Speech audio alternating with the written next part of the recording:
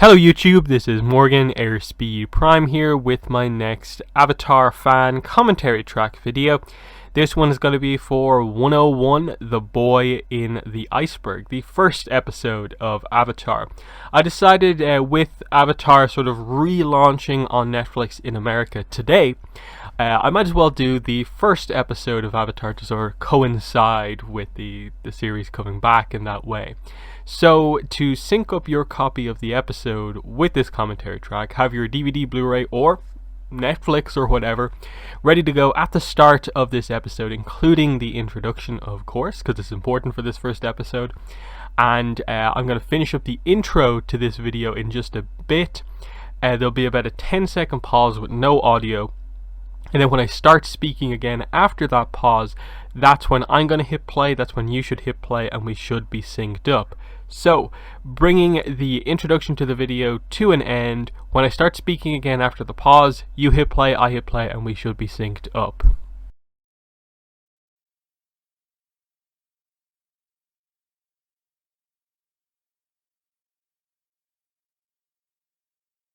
Okay, so here we are with 101, the first episode of Avatar.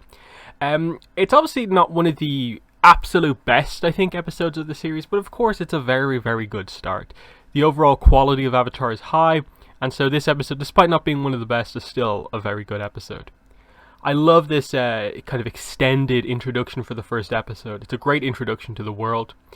You know, you get to see a little bit more of the world. They talk about the different nations.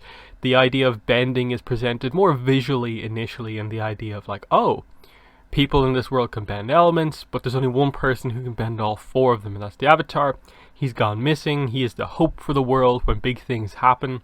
You know, they imply of the devastation of the Fire Nation. You sort of see the, air temples kind of in the background in a way, burning. Important note here, with regards to the Water Tribe and Katara specifically, 2 years ago her father and the other men of the tribe have gone out to war, and we obviously start with, it is Katara's introduction. And I like that there's this idea of like, they maybe don't bring it up as much as you'd expect, but that it is a plot point, a character trait for Katara, that she believes that the Avatar would return. So you almost wished you'd seen some sort of a flashback thing of like when Katara first learned about the Avatar and why she feels such hope and dedication that like the Avatar will return. To just add a little bit more significance to the fact that when Aang returns and she's the one to find him, it's all the more meaningful. I don't think it's too big of a point, but like given that it's the intro, you wish that there was just a little bit more said regards to that. But yeah, I like how we open up here. We're in one of the more isolated parts of the world, the Southern Water Tribe. The place, I suppose, the second most affected by the war. Obviously after the air temples, the air nomads are the most affected. And I like how we see, Katara find the last airbender, Katara find the Avatar. It's a very fitting start. It's also a way for us to slowly introduce ourselves to the world of like, Katara's a waterbender, but she is primarily self-thought. But if someone can do that, learning completely on their own, what can a master do? It's a great setup for, bending can be so much more than that, but here's a nice look at it of just water levitation. Just by default, it's cool. But like that's not even getting into stuff like, where you can freeze it or stuff like that. And then the contrast of like, oh, they're brother and sister, but one is a waterbender, one isn't a bender. One considers bending magic and stuff like that, because I suppose his sister's the only one with this ability as far as he's been aware. And then I like it. It's just like you get introduced, like it's a water tribe, so you can see, they have their kind of canoe-like things. There's not a lot of technology going on here. And it's great art, just the way they draw the ice here, the water. It really works. Like loads of the background details are very nice here.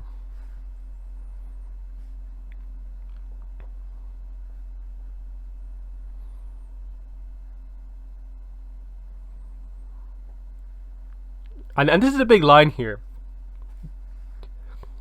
Just like a character saying, that her brother is sexist and like getting angry about it. It's a kind of interesting note that they're willing to go there straight away. That like this show is willing to deal with those topics, and especially like that, like by the fourth episode, we are actually exploring that as a character point with Sokka. And we see this is an important plot point about bending, that it is sort of empowered by the emotions, especially water bending, and how Katara's emotions, you know, her getting angry here, basically help her to discover Aang.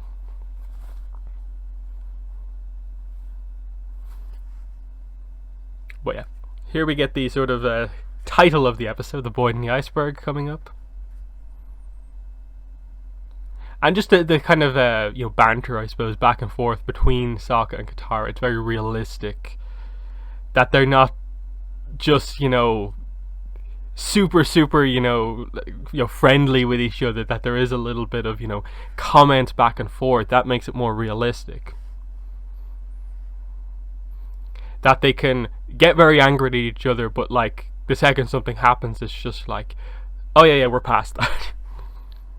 Look what's in front of us. Like, there's no need to talk about what just happened. And you gotta love Katara just grabbing Sokka's club and just immediately going over to try and get him out.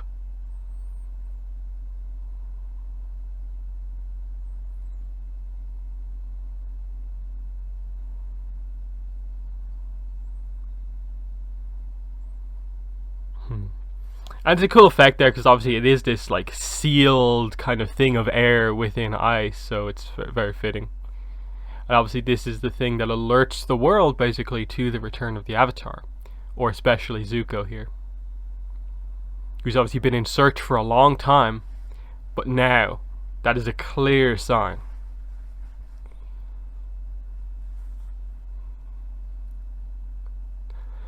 And so just cool, like, okay, clearly Fire Nation, you can connect the dots between just the colours without him even actually doing any firebending. He's searching for the Avatar. The nation symbols on those tiles.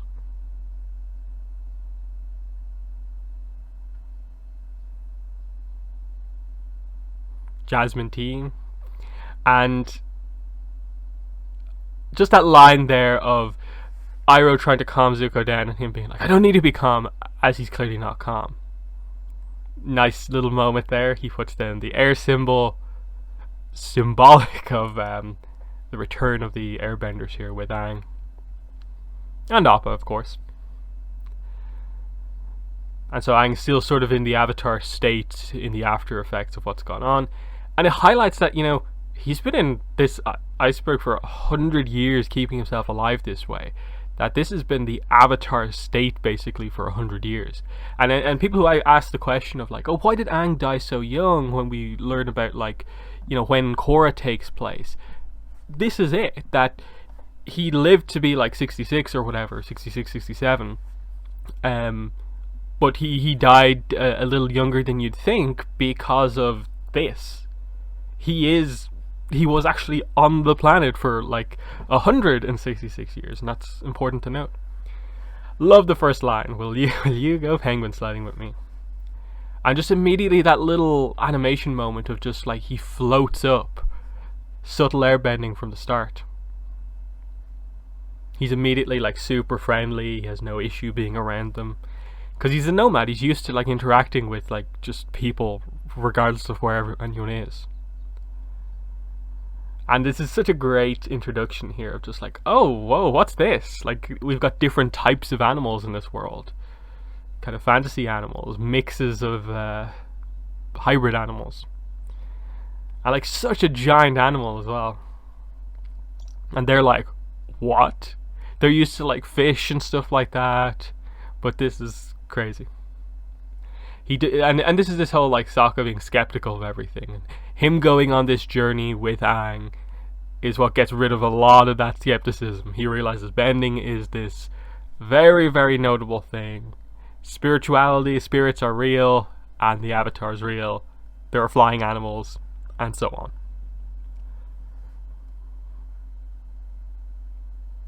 And you understand Sokka being cautious here of like, what happened to the tribe, that anything that could draw attention to the tribe again could be disaster with all of the other men away. You know, you have a little bit of sort of the Nickelodeon sort of slime humor here, an issue with the Appa sneezing, Aang sneezing. But Aang's sneeze, I think, works character-wise to show, like, he's an airbender. He just flew into the air.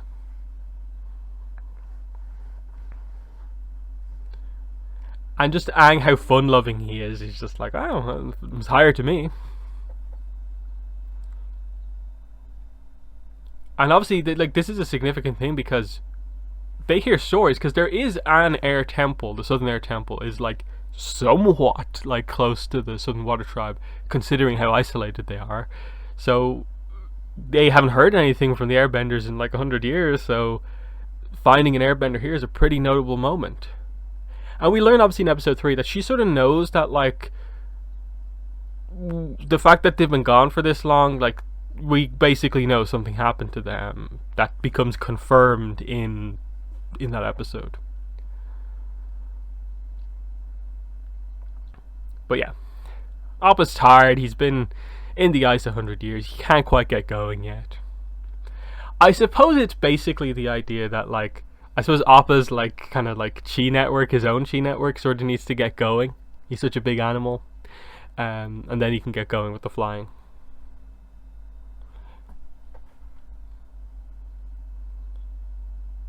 And I like immediately you can get that, like, Aang definitely likes Katara.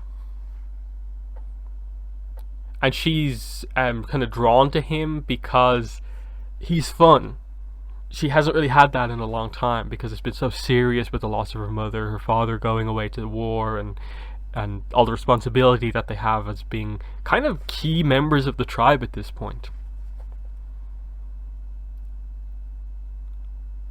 And yeah, he needs some sleep, but he's not going to take it. He's so devoted to this. And it's this contrast, of course, with the end of the season when we get to that idea of, you know, he finally takes the rest at the end of book 1 because he is tired of doing this. And it builds up to his whole arc of, there is a while when he can't hunt the Avatar and he has to deal with that. And it's a key part of the arc. I like the setup.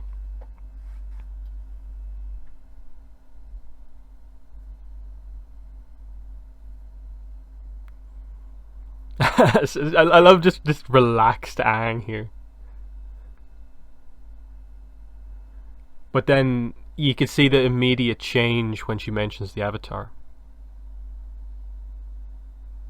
And it fits perfectly with, you know, what we basically sort of learn, I suppose, from episode 12, The Storm, of just that he is reluctant. He never wanted to be, so returning to the world here, not really knowing the full context for what's happened, you can see it come into play.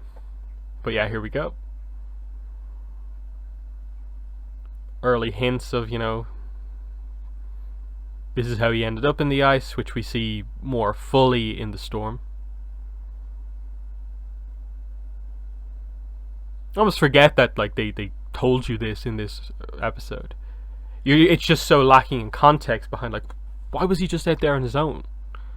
Like, he's the Avatar. Clearly, look at that crazy glow and power and stuff like that. But what was he doing out there? And it's a nightmare that he's been having of, you know, his feeling that he sort of abandoned the world, and as he's going to find in episode 3, his people.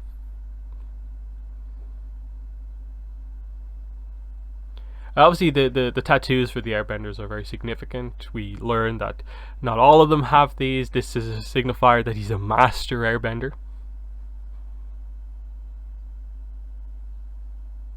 And obviously they're afraid of, you know, I suppose, outsiders because of what happened to them, because I suppose within their history the last outsiders were the Fire Nation who came in. And that led to the death of Kaya, Katara's mother, and so on. Prior to that, all the waterbenders were taken.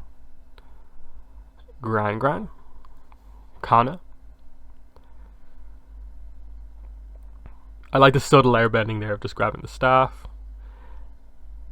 And this is a great thing of just like everyone's so serious, and then Aang immediately comes in and just has these fun little gadgets. The glider, he's so fun loving. He changes the atmosphere in the place. And very much represents that, like, if he brings an end to the war, like, this is a character who can change the perspective in a way of the world when he's able to sort of actually try to bring peace. And I think you see that, like, throughout the comics of, like, he maintains this kind of personality. He's a little bit more serious, of course, but he always has that fun within him.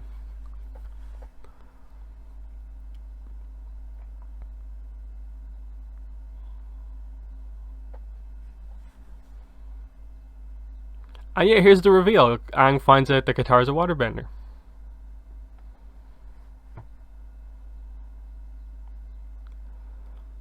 Because I think the idea here is obviously that, like, Aang has been to a lot of places. Like, he's been to parts of the Earth Kingdom, he's been to the Fire Nation, but, like, I think the impression is like, oh, he hasn't quite been to the Water Tribes.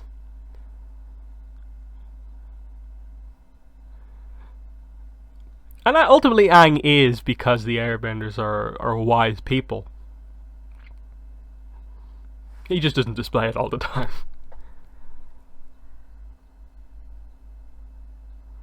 And then, yeah, our first look at sort of, combat bending there. Important line. Immediately getting across the contrast, the two approaches to firebending. Our early sort of basic explanation for bending there.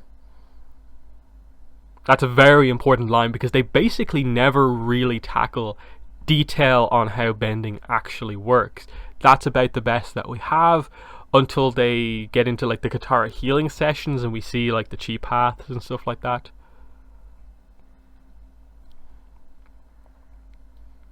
Which is correct, but he hasn't actually aged all that time.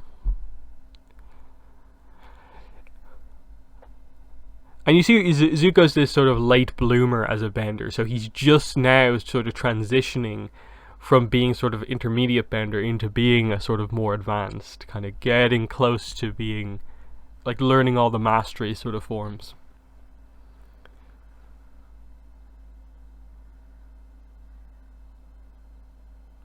And then this is the thing with Sokka especially a lot of the early episodes, is like him acting like he's this strong warrior when he's not yet.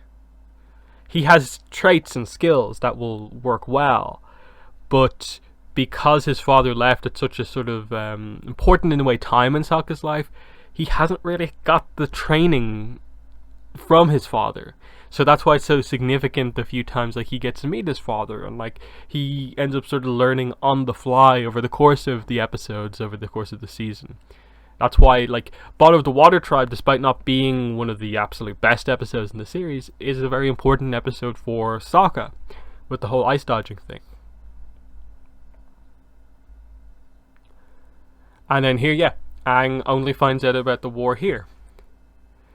Because at this point, they don't know how long he's been in the ice. But yeah, here we go. Penguin, this is what he said earlier on. It's all flowing very nicely. It's, like, nicely referential. Like, he didn't just say penguin sledding for no reason. So clearly, like, he knows that there's penguins in the south, and this is something he wants to ride on. Because again, plot point for the early episodes is that a lot of where they go in the early episodes is basically informed by, like, where there are fun animals for Aang to ride.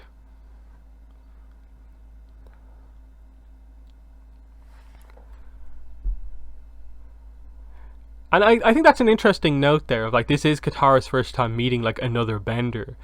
And she's not quite exactly sure about, like, the details about, like, well, maybe another bender of even another element will be able to help me with mine.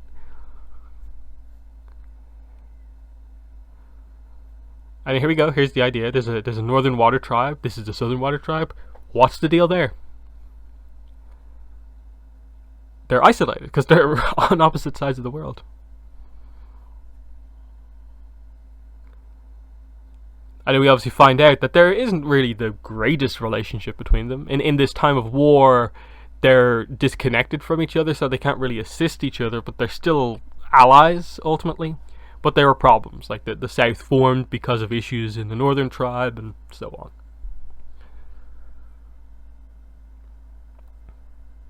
our first look at Sifu Katara. Is this foreshadowing for the end of season 1? But yeah, first lesson with these penguins.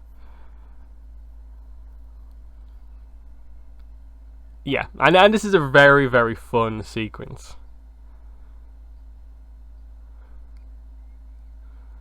It represents, Aang's airbender spirit very well. Plus this important thing that I suppose Katara gets from meeting Aang. That, they are very close in age. Like, a lot of people make such a big deal about, like, Katara is 2 years older than Aang. But, like, it's 12 and 14. They're still, like, the same kind of period of their life, basically. And, like, him just noting that, like, you are still a kid. That she's felt almost like she's had to take on a more adult role, which is a part of Katara's character arc, as is addressed in episodes like The Runaway and so on. That she has had to take on that role, basically, of her mother. But I like this, that the fun immediately sort of shattered by coming across a signifier of the war is a thing. Aang is finding out about this right here, and here's evidence of that. Evidence of the history of the Fire Nation attacking the Water Tribe.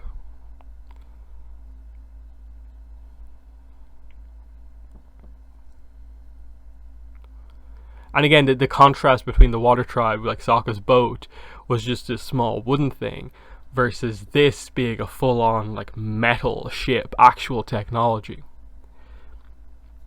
It's good world building, just without really explaining that, like, the Fire Nation is like a military powerhouse.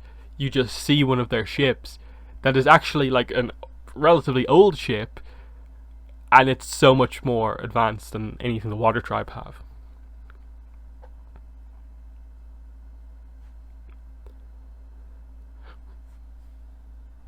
And yeah, since Gran was a little girl, so highlighting that, like, it's been a long time.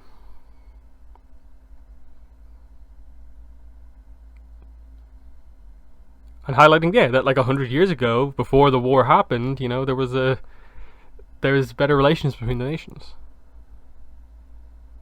And the only thing that can explain Aang not knowing this stuff, despite being an air nomad, is that he would have had to have missed out on 100 years.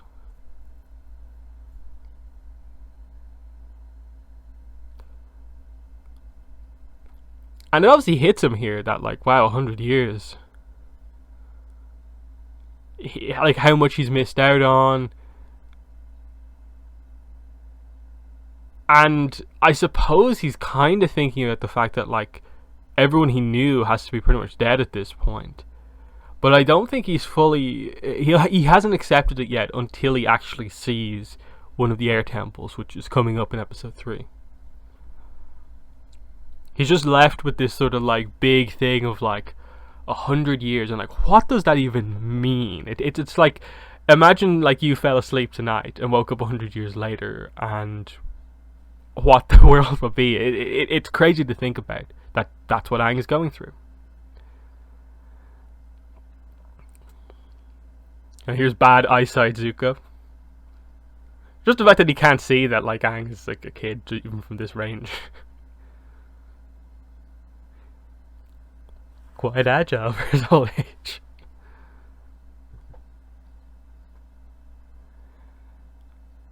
And then just this big moment of, like, someone who's been hunting the Avatar has finally found him. That immediately conflict is entering the series. The Fire Nation is coming again for the Water Tribe, and Aang basically has brought them there. And we end, of course, with it to be continued. Interesting note there in the credits, directed by Dave Filoni, who is obviously so important now for Star Wars, with the Clone Wars being such an important thing. That show just recently came to an end. He's directed The Mandalorian, and it's always great to note that he did a bunch of episodes for Book 1, and they're all very, very good episodes, highlighting the strength of him as a kind of animation director, and now just normal director, even for live action. So that's really cool. I love that connection there with Dave Filoni, one of my favorite creators. And then we also have Michael Dante DiMartino and Brian Conesco as the other strong creators on the show as well.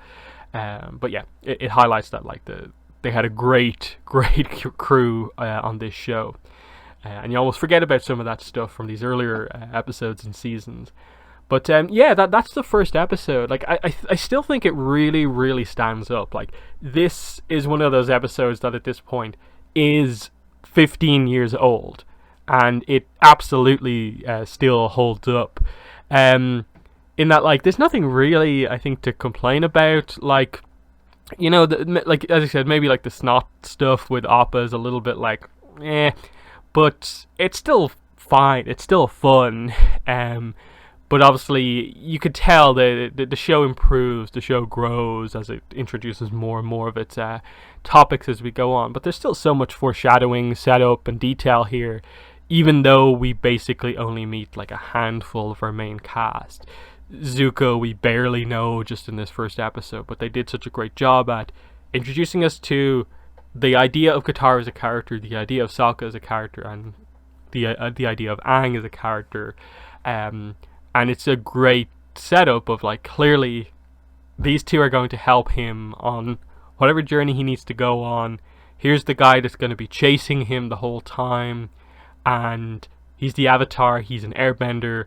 What about the other elements? So even before they've said that the journey is to master all the elements, you get the sense of, like, wait, he's not using the other elements, so does he have to learn them? And they already tease the idea of, let's go to the Northern Water Tribe to learn waterbending. That, like, at this point, like, obviously Katara isn't entirely sure he's the Avatar, and that obviously comes out in the next episode, but he's like, oh, I'll help you, go to the north and learn waterbending there. And later, of course, we'll learn it together. So very, very significant. So yeah, that's my thoughts on 101, The Boy in the Iceberg. In the comments, let me know what your thoughts were, but that's been the video. Thanks for watching, and bye.